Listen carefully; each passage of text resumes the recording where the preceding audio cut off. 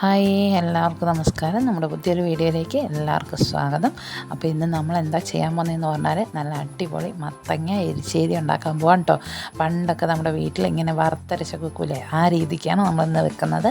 അപ്പോൾ നിങ്ങൾ ആദ്യമായിട്ടാണ് നമ്മുടെ ചാനലൊക്കെ കാണുന്നതെങ്കിൽ ചാനലൊന്ന് സബ്സ്ക്രൈബ് ചെയ്യാനും വീഡിയോസൊക്കെ ലൈക്ക് ചെയ്യാനും ഷെയർ ചെയ്യാനും കമൻറ്റ് ചെയ്യാനൊന്നും മറക്കരുത്. അപ്പോൾ നമുക്ക് നേരെ വീഡിയോയിലേക്ക് പോകാം.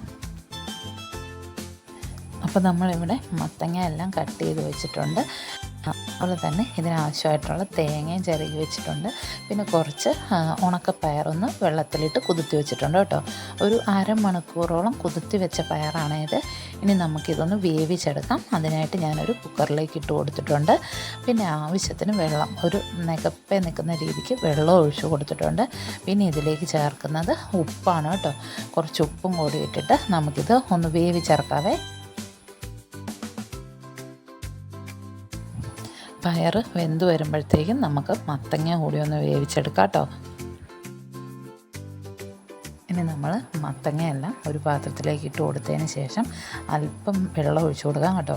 അധികമൊന്നും വേണ്ട. നമ്മുടെ മത്തങ്ങ ഒന്ന് വേവാൻ ആവശ്യത്തിനുള്ള വെള്ളം ഒഴിച്ചു കൊടുത്തിട്ട് അതിലേക്ക് ഉപ്പിട്ട് കൊടുക്കുന്നുണ്ട് കേട്ടോ. ആവശ്യത്തിന് ഉപ്പും അതുപോലെ തന്നെ ഒരു 1/2 ടീസ്പൂണ് മഞ്ഞൾപ്പൊടി ഇട്ടിട്ട് നല്ലതുപോലെ ഒന്ന് ഇളക്കി കൊടുക്കുന്നുണ്ട്. ഇനി ഇതൊന്ന് തിളച്ച് വരുന്നോടം വരെ നമുക്കൊന്ന് മൂടി വെച്ച് കൊടുക്കാം കേട്ടോ. ഇപ്പോൾ തിളയ്ക്കാനായിട്ട് തുടങ്ങിയിട്ടുണ്ട്. ഇനി നമ്മൾ ഇതിലേക്ക് ഒരു 2 കഷ്ണം, ചെറിയ 2 കഷ്ണം ശർക്കര ചേർത്ത് കൊടുക്കുന്നുണ്ട്. അതിന് ശേഷം നമുക്കൊന്നും കൂടെ ഒന്ന് ഇളക്കി കൊടുത്തതിന് ശേഷം ഇത് മൂടി വെച്ച് ഇത് നമുക്ക് വേവിച്ചെടുക്കാം കേട്ടോ. ഇടയ്ക്ക് തുറന്നിട്ട് ഇളക്കി കൊടുക്കാനായിട്ട് മറക്കരുത് കേട്ടോ. ഇനി നമുക്ക് ഇതിലേക്ക് ആവശ്യമായിട്ടുള്ള അരപ്പ് റെഡിയാക്കാനായിട്ട് ഞാനിവിടെ കുറച്ച് ചെറുജീരകം, ചെറുള്ളി, ഒരു 3-4 വെളുത്തുള്ളി, കുറച്ച് കറിവേപ്പില, പിന്നെ തേങ്ങ എടുത്ത് വെച്ചിട്ടുണ്ട്.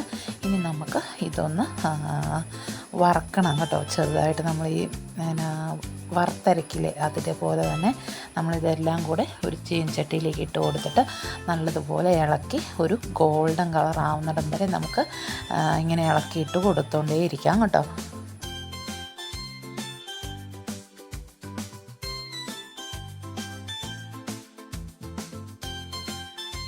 ഇതുപോലെ ഒരു ഗോൾഡൻ കളർ ആകുമ്പോഴത്തേക്കും നമുക്കിതിലേക്ക് എരിവുള്ള മുളക് പൊടി ചേർത്ത് കൊടുക്കാം കേട്ടോ. എരിവുള്ളത് തന്നെ ചേർക്കണം, കാരണം നമ്മളിതിലേക്ക് പച്ചമുളകൊന്നും ചേർത്ത് കൊടുക്കുന്നില്ല. എന്നിട്ട് ഇതിൻ്റെ പച്ചമണം മാറുന്നിടം വരെ ഒന്നുകൂടി ഒന്ന് ഇളക്കി കൊടുത്തിട്ട് നമുക്കിത് ഫ്ലെയിം ഓഫ് ചെയ്യാം കേട്ടോ.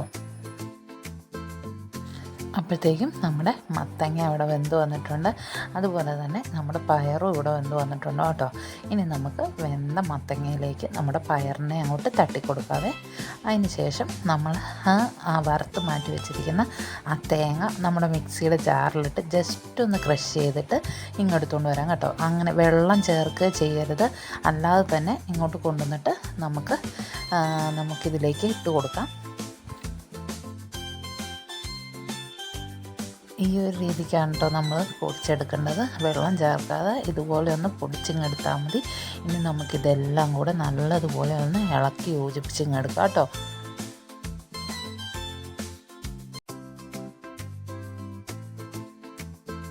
ഇനി നമുക്ക് ഇതിലേക്ക് കടുകൊക്കെ ഒന്ന് പൊട്ടിച്ചിടണം. അതിനായിട്ട് നമ്മളൊരു പാത്രം വെച്ചിട്ടുണ്ട്. അതിലേക്ക് നല്ല വെളിച്ചെണ്ണ തന്നെ ചേർത്ത് കൊടുക്കണം കേട്ടോ. വെളിച്ചെണ്ണ ചേർത്ത് കൊടുത്ത് വെളിച്ചെണ്ണ ഒന്ന് ചൂടായി വരുന്നിടം വരെ നമുക്ക് വെയിറ്റ് ചെയ്യാം. അതിന് ശേഷം വെളിച്ചെണ്ണ ചൂടായി വന്നു കഴിയുമ്പോൾ നമ്മൾ കടുകിട്ട് ആദ്യമേ ഒന്ന് പൊട്ടിച്ചു കൊടുക്കുക. അതിന് ശേഷം കടുകെല്ലാം പൊട്ടി വന്നു കഴിയുമ്പോഴേക്കും നമ്മൾ ഒരു അരി ചേർക്കുന്നത്. ഈ അരി നമുക്ക് കടിക്കാൻ കിട്ടുമ്പോൾ ഒരു പ്രത്യേക ടേസ്റ്റാണ് ഈ താളിച്ചൊഴിക്കുന്നതിനകത്തേക്ക്. അപ്പോൾ അരിയെല്ലാം പൊട്ടി വന്നു കഴിയുമ്പോഴത്തേക്കും നമ്മളിതിലേക്ക് കറിവേപ്പിലയും അതുപോലെ തന്നെ വറ്റൽമുളക് ഒരു 3-4 എണ്ണം 2ആയിട്ട് കട്ട് ചെയ്തതും കൂടി ഇട്ട് നല്ലോണം ഒന്ന് മൂപ്പിച്ച് നമ്മുടെ എരിശ്ശേരിയിലേക്ക് ചേർത്ത് കൊടുക്കാം കേട്ടോ.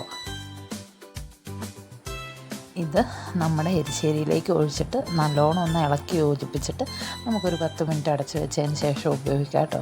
അപ്പോൾ ഇത്രയേ ഉള്ളൂ. നല്ല എളുപ്പമാണ് ഉണ്ടാക്കാൻ, അതുപോലെ നല്ല ടേസ്റ്റുമാണ്. നമ്മൾ സാധാരണ പച്ചത്തേങ്ങ ചതച്ച് ചേർക്കുന്നത് പോലെയല്ല, ഇത് പ്രത്യേക ഒരു ടേസ്റ്റാണ്. അപ്പോൾ നിങ്ങളെല്ലാവരും ഒന്ന് വീട്ടിൽ ട്രൈ ചെയ്ത് നോക്കുക. അത് കഴിഞ്ഞ് ഫീഡ്ബാക്ക് അറിയിക്കണം കേട്ടോ. അപ്പോൾ ആദ്യമായിട്ട് നമ്മുടെ ചാനലൊക്കെ കാണുന്ന ആൾക്കാർ ചാനലൊന്ന് സബ്സ്ക്രൈബ് ചെയ്യാനും വീഡിയോസൊക്കെ ലൈക്ക് ചെയ്യാനും ഷെയർ ചെയ്യാനും കമൻറ്റ് ചെയ്യാനൊന്നും മറക്കരുത്. അപ്പം നമുക്ക് അടുത്തൊരു വീഡിയോയിൽ കാണാം കേട്ടോ.